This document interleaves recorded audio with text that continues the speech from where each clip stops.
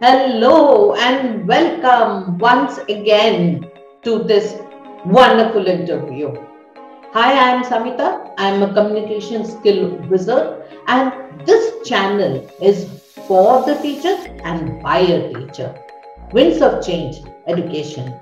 Every single week, we bring to you some interesting interviews from the experts of the field, what is going on today, and how you can benefit from it. So, whom do we have today?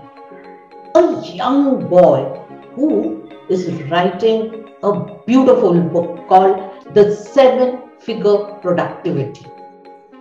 Productivity, a very important term in our life, and he is an engineer who turned his passion to his profession today. He is the founder of Productivity Empire. Today, we are fortunate to have him with us, and we will be talking to him and learning about productivity and how you can be more productive. Welcome, Ramesh. Thank you, Samita, for your wonderful opportunity. I'm really excited to have that interview with you, and it's my pleasure and honor to talking with you. You are always my inspiration with the work you're doing. Thank you for giving this opportunity. Thank you, Ramesh, for coming here. So, first question, what is the role of or the work of a productivity expert? As a productivity expert, my job is to make people more productive, make teachers more productive, make professionals more productive. And most people think productivity is it means like too much work, workaholic, not wasting time, not taking rest. No, productivity is not that. Most people, like because in this digital age, internet is one step away, distractions are just one step away, right? Because of that, we are more likely to prone towards that negative habits, negative thoughts, too much of distractions. That is costing our life, that is costing our passion. Yes. Right. Yes. So Yeah. that's where productivity is very, very important to make you a real warrior in your life, to convert your passion into the profession.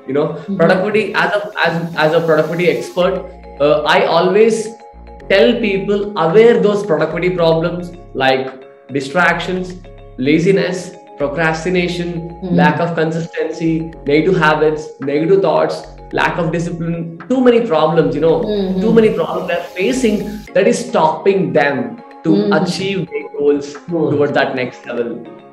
So long we have been hearing you have to study hard. No one has given us a method on how to achieve our goals, where our problem lies, how to deal with it. Just a one word study hard or work hard actually doesn't help. Hard, but how? Where are the pitfalls? So there you come in.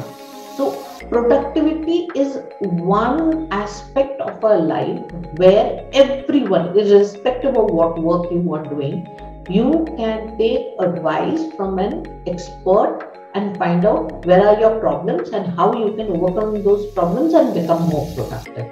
So you will have more fun time also and more work time also, and whatever work you are doing, those work will be of a quality work. A quality work will come. So the next question that I'll ask you, you are an engineer. How did you come to the online space? So actually, I'm a computer science engineer. Okay, from my BTech, I take CSE, and as a computer science graduate, I have to be in front of computer no matter what, for programming, for coding, for assignments, because my stream is computer science. But I still remember those days. I came from 10th class to my diploma in computer science. I was shivering when I look at the laptop, like look at the keyboard, because the keys are in random, completely random, not from A to Z, but from Q to something B or C. Why this is random? That is intriguing me. Ramesh, why this keyboard is completely random? What is the? But I have seen some people live. They're typing like this, not looking at the keyboard for 60 words per minute, 70 words per minute. that is intriguing me. I wanted to learn this one skill, typing skill. If I learn the typing skill, I would make my computer a friend. Otherwise, I have to check if I want to type my name Ramesh, R should be in the first line, A should be the second line, M should be the third line. What the hell is this? We should learn this skill. If one man can type it, one man can type 60 words per minute, I can too. But I have to learn that skill. That's where my computer journey started in my 10th class, in my 10th class. And my mom asked me to, Ramesh, go to typing classes and learn typing. That's the first step in your online journey. So at the time, my 10th class is around 2012. Okay. At the time, internet is not that much grown in India like today. I started typing with a paper and then real typing machine, typing machine. I literally struggled. Sometimes I got this little finger pain because of typing too much. Because I wanted to get into that practice of fasting typing, So I honestly, Samita, I have spent literally 2 years of effort, literally 1 hour per day, focused effort to get hands-on into the typing. Okay. That is the first step of my online journey. And after 2 years, I got graduated in my typing certificates also. I got 90%. But that made me more happy. Whenever I'm typing, I become the inspiration for a lot of people because I'm typing very fast. Now, my niche is I'm helping teachers speak fluently in English. So, as a productivity expert, can you give some pointers for teachers?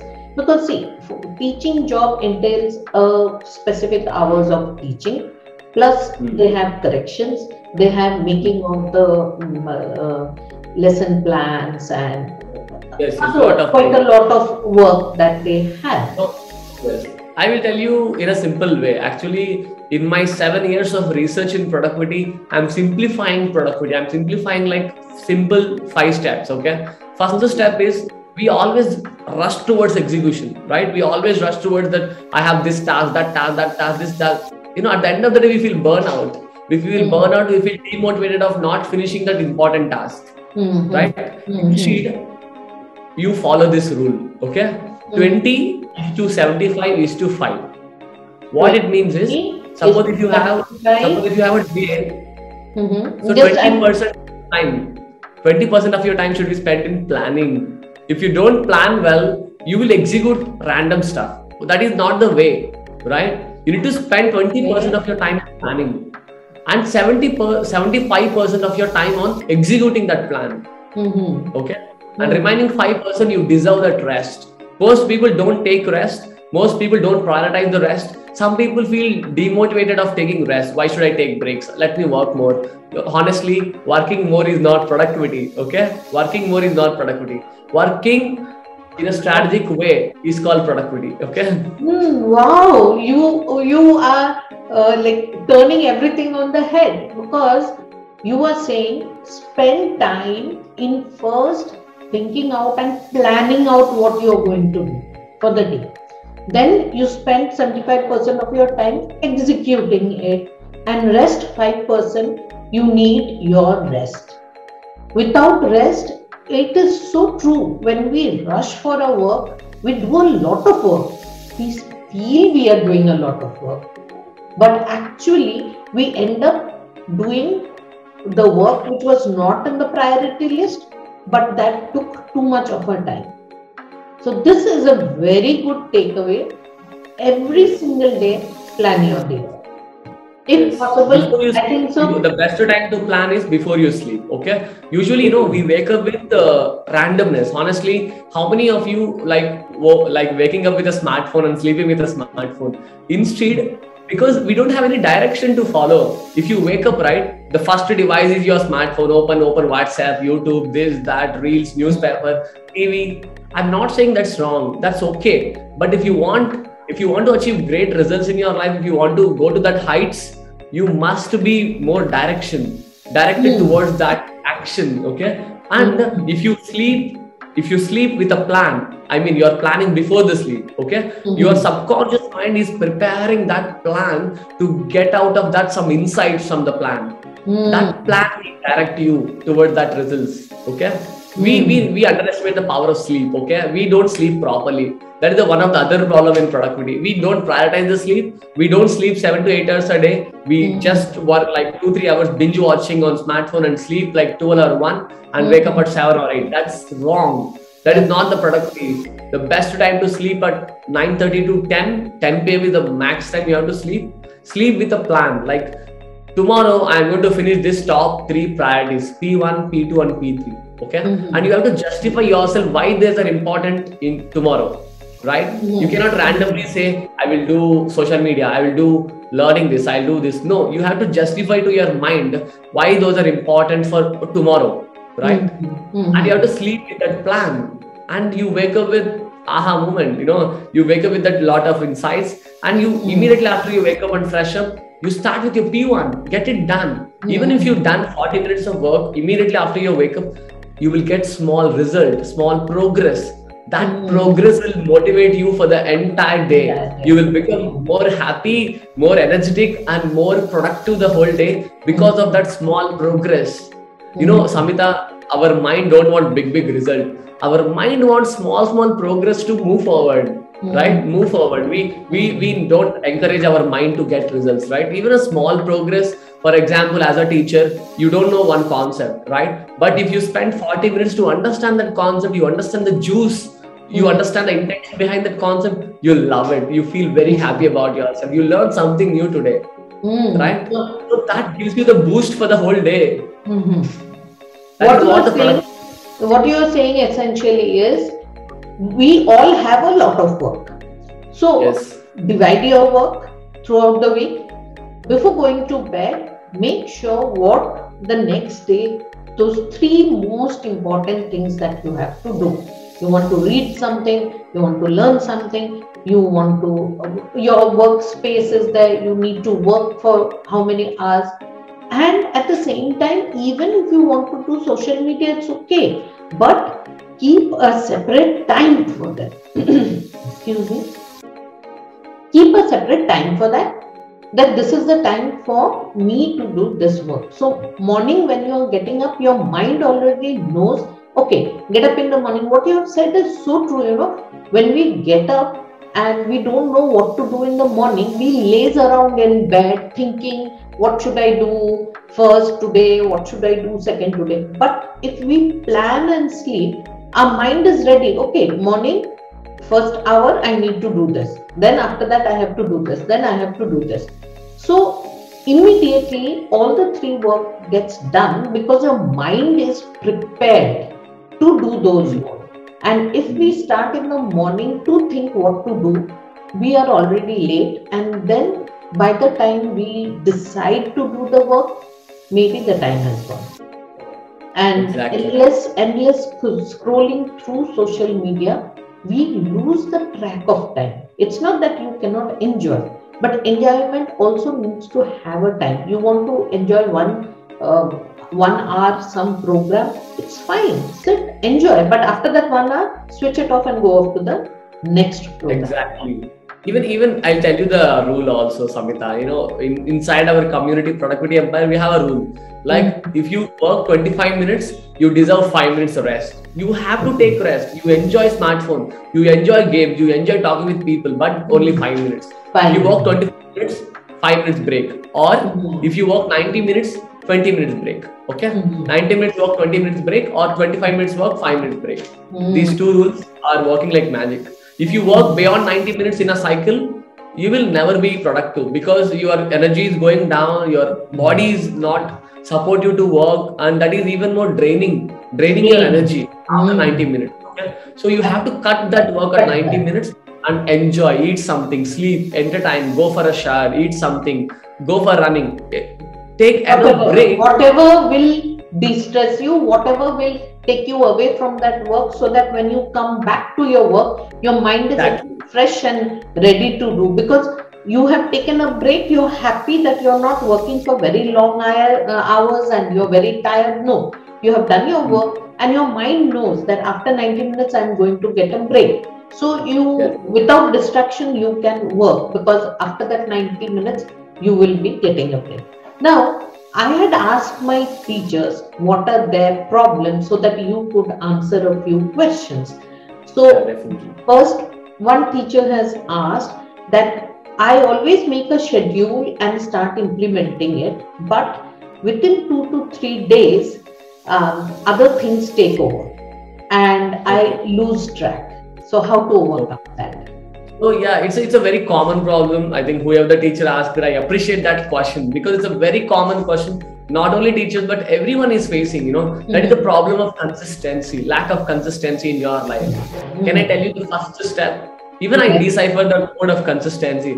I'll Mhm. tell you, I'm consistent since like 3 4 months, writing at least 1,000 words every day.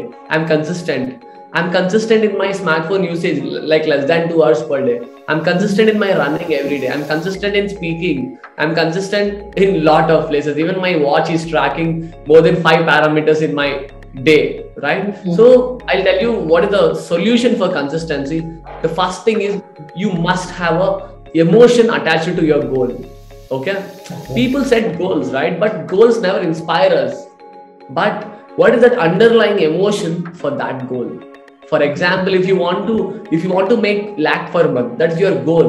But why Mhm. you need that one lakh? You just think in those lines, go deep into it, open one more layer, finding that underlying emotion.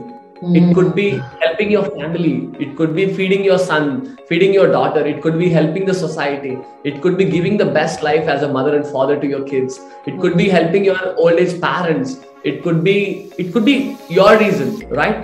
That is the Mhm. first emotion that is hooking you Mhm. in your life, so that you will never lose the track. So our mind never run the consistency with logic. Our mind will run the consistency with emotions, okay, with feelings, okay. If you Mhm. start with that emotion, I want to feed my son, so I want to give him the great education, I want to Mhm. make him more proud of being a mother to him, right? Mhm. So that's an emotion, that's an underlying emotion that made you guys as a teachers to work smart and work productively so that you will hit that 1 lakh mark, right? Mhm. So that's the So first step, emotion. that is Second the. step, Mhm. yeah, So are you first saying step you something? have said that first step is emotion. There has to be Yes, an emotional connect to whatever you want to do. Then yes, only you will do it day after day. Otherwise, you will lose consistency. Yes. yes, Second yeah. step. Second step in the consistency is you have to track the progress in one way or other way, okay? Because setting goals is okay, everyone do that. But are you tracking something every day? What is the metric for your result? Right? So it could be, some cases it could be there are two type of metrics, Samita. One is the result oriented metric, second is Hmm. action oriented metric. Hmm. Result oriented means I want to make 1 lakh per month. It's a result oriented, right? Hmm. 1 Hmm. lakh we can't control, right? 1 lakh we Hmm. can't control. Hmm. So it could be I want to hit this many sales in this month. Hmm. If you are not control that parameter, that is action oriented, that is result oriented metric, there is one more metric called action oriented metric, like I want to study 2 hours per day. That's in your control, right? Hmm. So Hmm. I want to run 10,000 steps in a day. Hmm. I want to get rid of my smoking habit. Hmm. So Hmm. can you see this? So you have to Hmm. track at least one parameter per day in that goal. Hmm.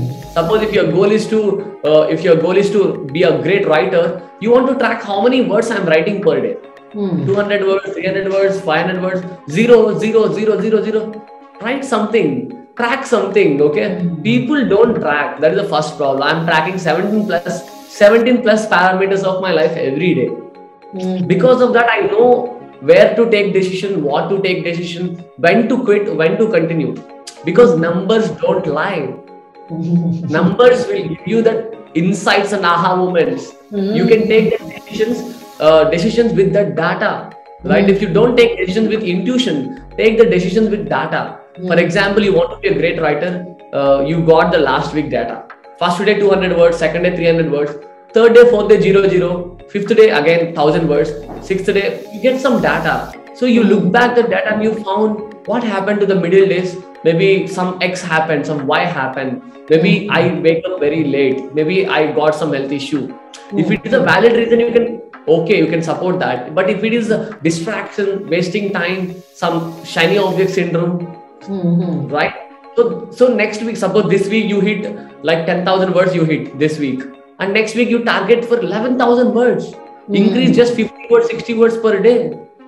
So based on this, your mind loves that increments and progress over the big goals. You want to hit a lakh using writing, or whatever the goal you want to achieve. Whatever your goals are, one, it has to be emotional. Second, you need to use data to track it. So if you have your data with you, you will know whether you are doing that, and it has to be a measurable data. So like you said that how many words you have written. So if you are writing 50 words and you want to write a book, that is too less. So you need to push yourself, go for 100 words and 200 words and 300. And it is true, we can't jump from writing 100 words. You can't write 10,000 words.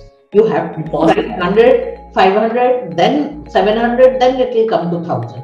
So that is consistency, that is measuring. So whatever work you are doing, you need to measure it with a measurable quantity every single day. And when you are measuring, then you get a feedback on where to push your buttons.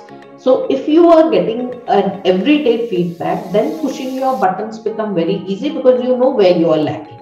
And that will help you to achieve your goal. Wow, this is an answer which will open many people's mind, because this is. I'll tell you the third step, Samita. The third step is there. Okay. Okay. Third step also. Yeah. Sure. Yes. I'll tell you. The first step is the emotional hook. Second step is to measure the progress. Third step is to have a mentor, have a person who will guiding you in the right track. Okay. If you try everything alone, what happens is we are more likely to fail. We are more likely to stuck in that loop of mediocrity, averageness. Right? Instead, you need one person.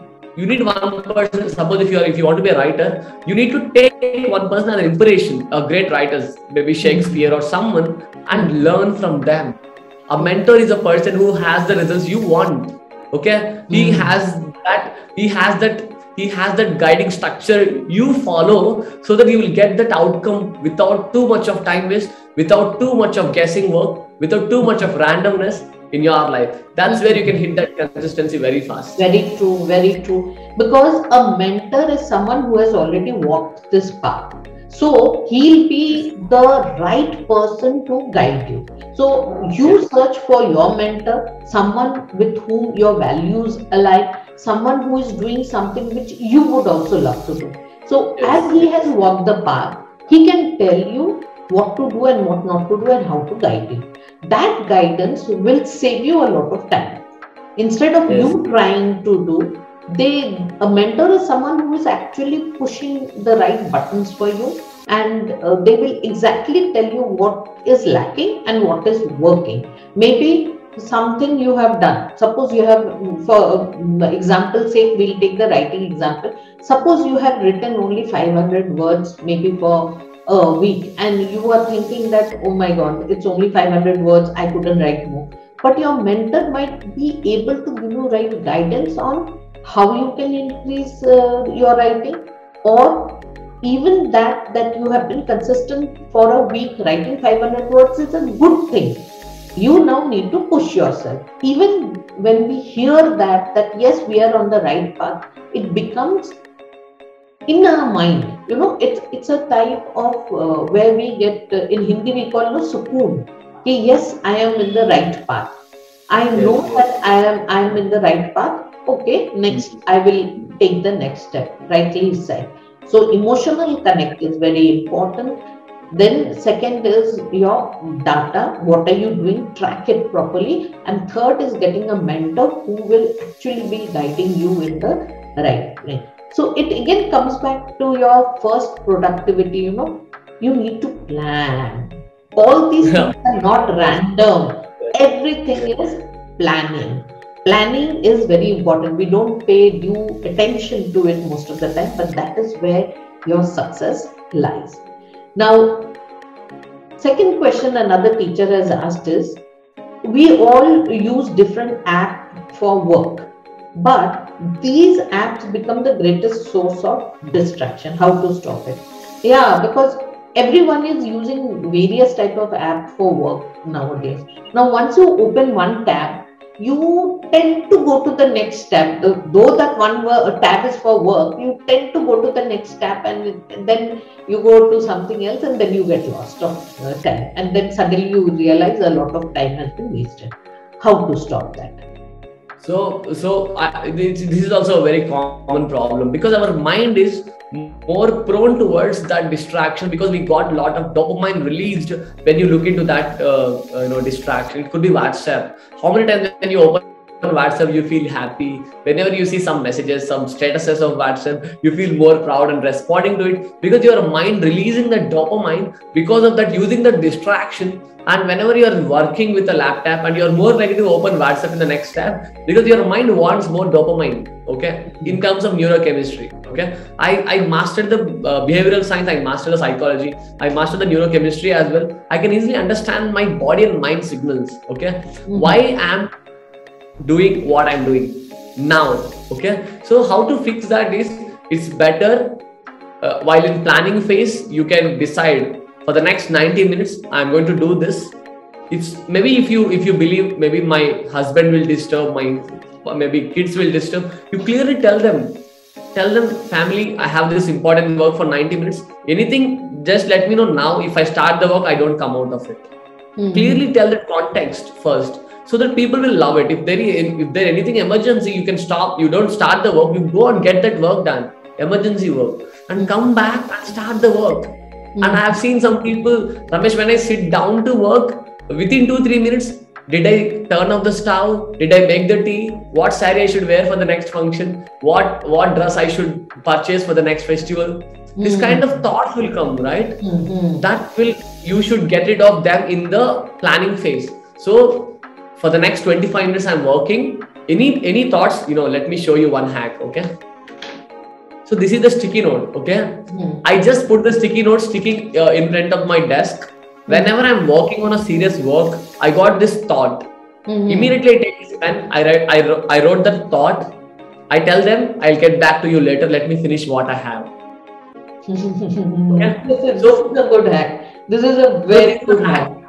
Yes, so that after the work is done, I will get back to this task and I get it done. Mostly it's a distraction, nothing more than that. It's a mental distraction people are facing. Even a lot of people are facing that. We don't have the self-control over our thoughts, because even in this interview I'm recording, right? What if my brother will call me? What if my mother will call me? What if some X happened? Y happened? I control all of that before I came to you to talk to you, right?